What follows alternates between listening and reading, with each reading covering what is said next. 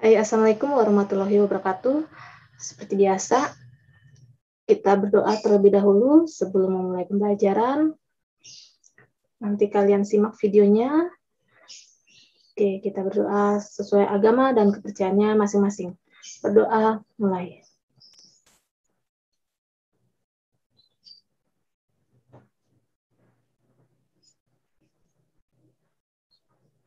Berdoa selesai, kita langsung share screen materinya.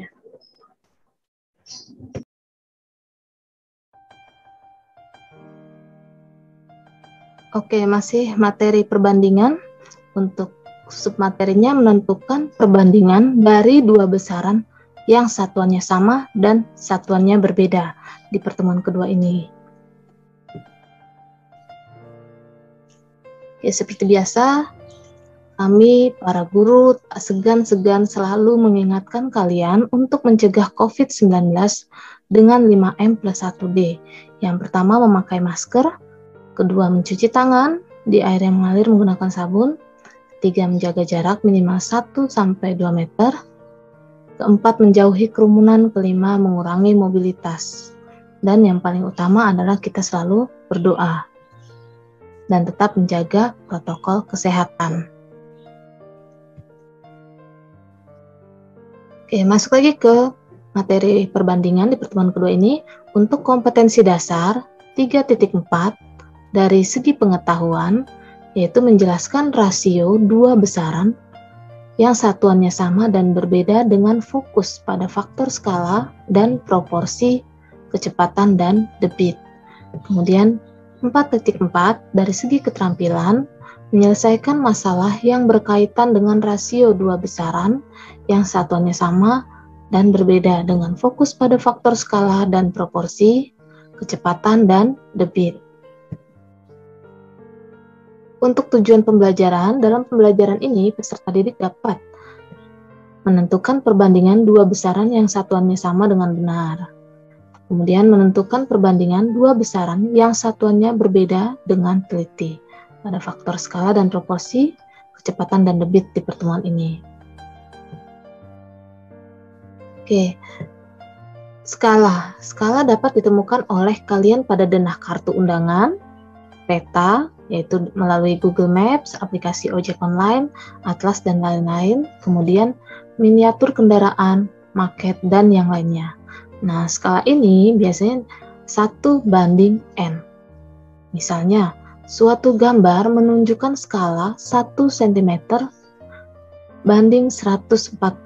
Artinya, setiap jarak 1 cm pada gambar mewakili 140 jarak sebenarnya. Nah, ini adalah konsep skala.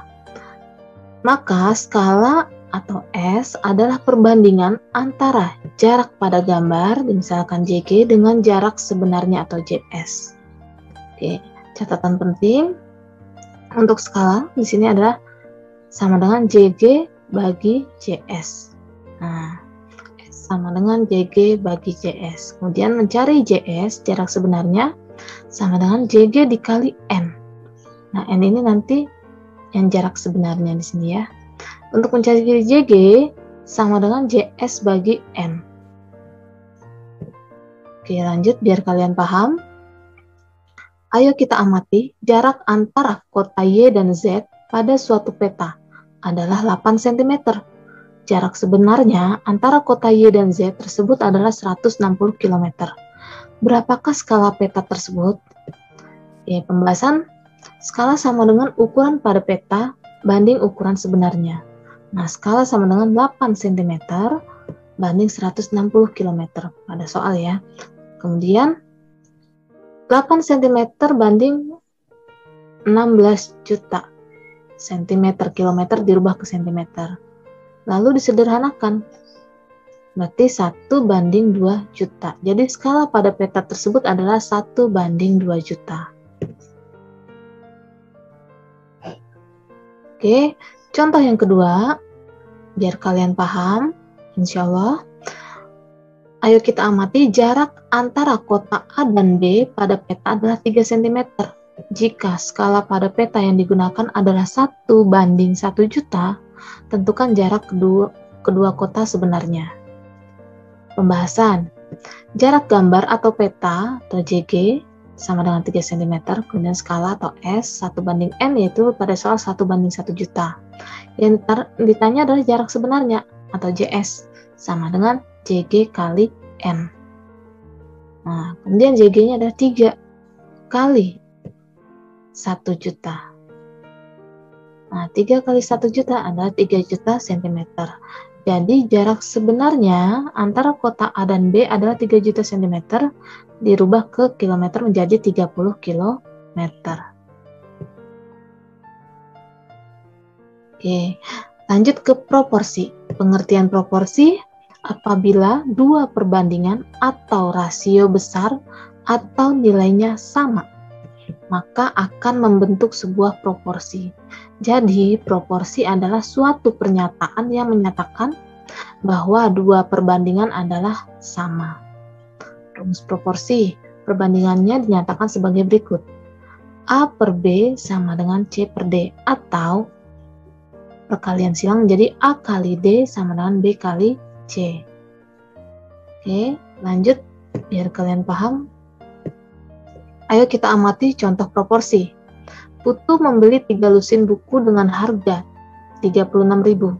Kemudian di toko yang sama, Ahmad membeli 5 lusin buku seharga 60.000. Apakah permasalahan ini merupakan proporsi? Oke, kita lanjut ke pembahasan. Untuk mengetahui apakah masalah di atas merupakan proporsi atau bukan, kita harus mencari rasio antara Putu dengan Ahmad. Kita harus cari rasio antara jumlah buku yang dibeli oleh Putu dan Ahmad. Maka Putu banding Ahmad sama dengan 3/5 untuk bukunya. Kemudian langkah keduanya sekarang kita cari rasio harga yang dibayarkan oleh Putu dan Ahmad. Maka Putu banding Ahmad sama dengan 36.000 banding 60.000. Nah, disederhanakan harganya itu menjadi Putu banding Ahmad adalah 3/5. Karena rasio harga dan rasio bukunya sama, artinya adalah karena rasio jumlah buku yang dibeli dengan harga yang dibayarkan sama, maka masalah di atas merupakan proporsi. Oke. Ayo kita amati untuk contoh bukan proporsi. Yanti membeli 4 rol pita seharga 8.000 di toko Makmur. Pada hari yang sama, Mila membeli 3 rol pita seharga 7.000 di toko Subur. Apakah permasalahan ini merupakan proporsi? Oke. Untuk mengetahui apakah masalah di atas merupakan proporsi atau bukan, kita harus mencari rasio antara Yanti dengan Mila. Kita harus cari rasio jumlah pita yang dibeli oleh Yanti dan Mila. Oke. Jumlah pita rol yang dibeli adalah Yanti banding Mila sama dengan 4/3. Oke, ini langkah pertamanya. Lanjut ke langkah kedua. Sekarang kita cari rasio harga yang dibayarkan oleh Yanti dan Mila. Maka Yanti banding Mila sama dengan 8.000 banding 7.000. Nah, Yanti banding Mila 8.000 banding 7.000 disederhanakan berarti 8/7. Karena rasio jumlah pita yang dibeli dengan harga yang dibayarkan tidak sama, maka masalah di atas bukan proporsi. Oke, lanjut ke kecepatan. Untuk konsep kecepatan jarak. Kecepatan adalah tentang seberapa cepat atau lambat suatu benda bergerak. Kecepatan adalah konsep yang berkaitan dengan perpindahan besar dalam waktu singkat. Konsep jarak adalah panjang atau jauh dekatnya antara dua benda atau tempat. Jika panjang atau jauhnya perjalanan antara suatu tempat merupakan jarak lintasan yang dilalui. Satuan jarak dibedakan menjadi 2, yaitu satuan jarak tak baku, contohnya jengkal, langkah, depa, dan lain-lain. Satuan jarak yang dibakukan, contohnya adalah kilometer, km, meter, atau m, sentimeter, atau cm. Rumus kecepatan adalah jarak banding waktu. Kecepatan sama dengan jarak per waktu. Oke. Kalau mencari jarak berarti di sini jarak, ini K adalah kecepatan, ini adalah W adalah waktu. Nah, sedangkan kalau mencari jarak di sini adalah kecepatan dikali waktu. Jika mencari kecepatan, jarak bagi waktu. Terus jika mencari waktu, jarak dibagi kecepatan. Oke, contoh, ayo kita amati kecepatan dalam perbandingan. Hendra mengendarai sepeda motor menempuh jarak 32 km dengan menghabiskan 4 liter bensin. Jika Hendra mempunyai 7 liter bensin, berapa jarak yang ditempuh oleh Hendra? Pembahasan dari permasalahan tersebut dapat dibuat model permasalahan sebagai berikut. Kita buat tabel. Bensin, sini liter, satuannya jarak tempuh yaitu kilometer. Untuk bensin itu 4 dan 7, kemudian jarak tempuhnya kilometer 32 dan X. Kalau sudah, tinggal dikali silang. Nah, 4 kali X sama dengan 7 kali 32. X sama dengan 7 kali 32 per 4. Karena 4 perkalian pindah ruas menjadi pembagian.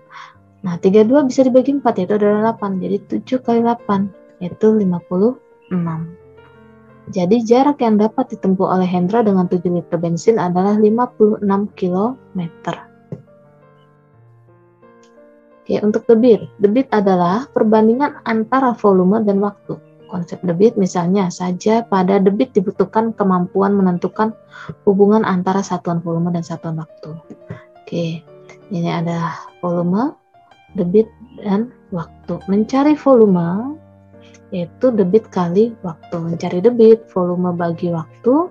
Mencari waktu, volume bagi debit. Oke, biar kalian paham, lanjut ke contoh. Ayo kita amati contoh debit dalam perbandingan. Bella mengisi akuarium dengan air sebanyak 120.000 cm3 menggunakan selang. Debit air yang keluar dari selang 150 cm3 per detik. Tentukan waktu yang diperlukan untuk mengisi akuarium. Oke, masuk ke pembahasan. Kita buat tabel terlebih dahulu. Volume air satuannya cm3, waktu yaitu adalah detik. Yang pertama 120.000, kemudian 150 untuk volume airnya. Untuk yang detiknya adalah X dan 1. Kemudian dikali silang. 150 kali X sama dengan 120.000 kali 1. Kalau sudah X sama dengan 120.000 dibagi 150. Karena perkalian 150 pindah ruas menjadi pembagian. Kalau sudah nolnya coret dulu, menjadi 12.000 dibagi 15. Nah, X sama dengan 800. Jadi waktu yang diperlukan untuk mengisi akuarium adalah 800 detik.